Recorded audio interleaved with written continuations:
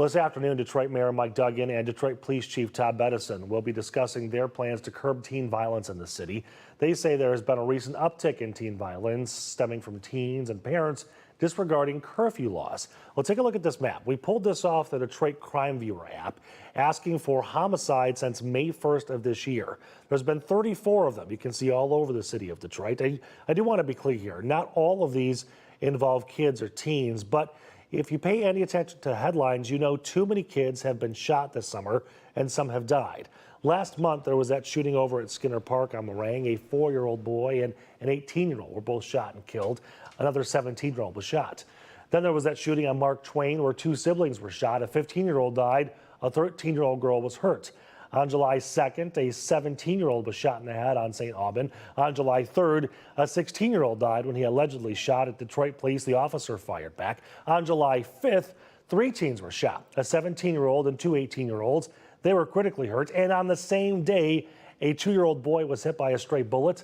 There was a fight about a block away and somebody started shooting. That boy will eventually be okay. Now, because of all these and even more, Detroit will be stepping up curfew enforcement. That's what today's press conference is about. Chief Todd Bettinson talked about that right after that 2-year-old boy was shot.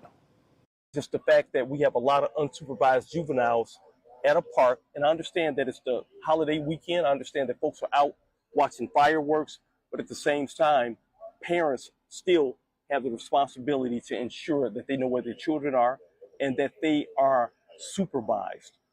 Now, you heard Bettinson say police are going to hold parents accountable if their kids break curfew. That's something we want to talk to Darnell Blackburn about.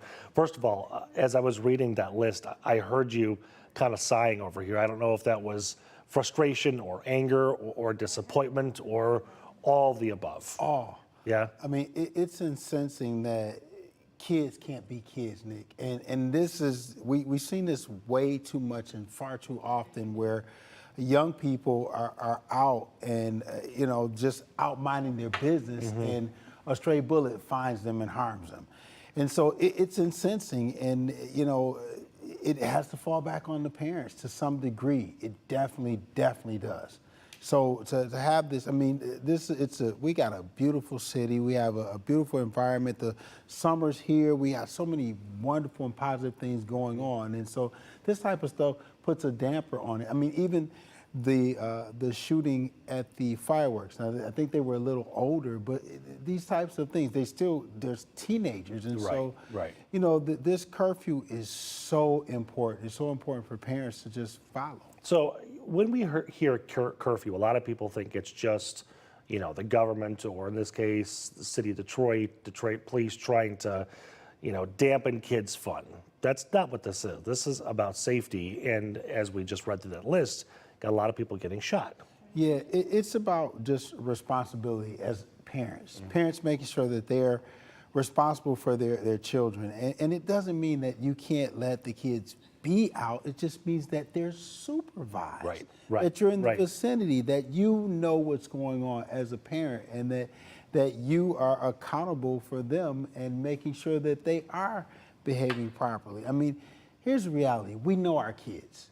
We know our kids, and we know they're good, they're bad. And so, again, the curfew it's not Big Brother saying, hey, the kids can't be outside. It's just saying be responsible and be accountable. It's really interesting that you highlighted that it's more about supervision and that you can still hang out. The kids can go outside and play, but you've got to be watching them. Yeah.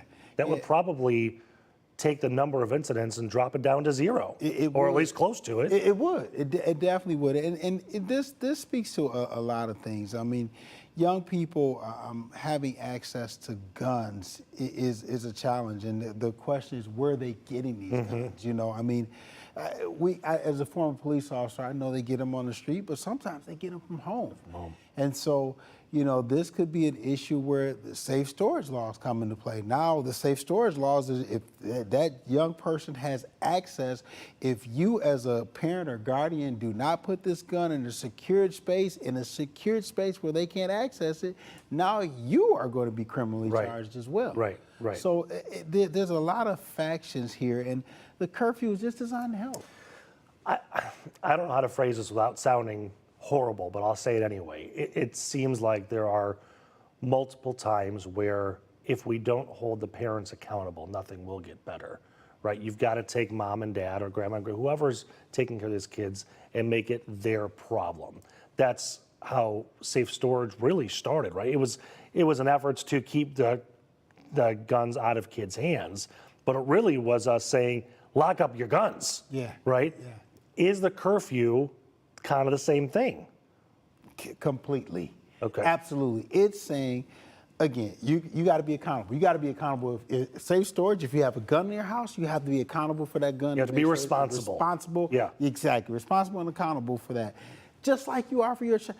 I mean, you pour into your kids. We have the responsibility to make sure that, to the best of our abilities. I mean, kids have free will and they make their decisions, but to the best of our own ability as parents, we're both parents, and making sure that we mold them, that we're responsible, that we're with them, and that we manage and supervise them to the best of our ability. And that's what this curfew violation. I mean, if a kid sneaks out of the house, there's nothing. Sneaking out is one thing. Absolutely. Right. Letting them go run amok is another. Absolutely. And that's what this is about. Boy, I'm sounding old using phrases like run amok. Yeah, that is an old one. It's oldie, but it's still a goodie. It's still a goodie. Still a goodie. All right, thanks for your insight, Darnell. We appreciate you as always. You, Thank you much.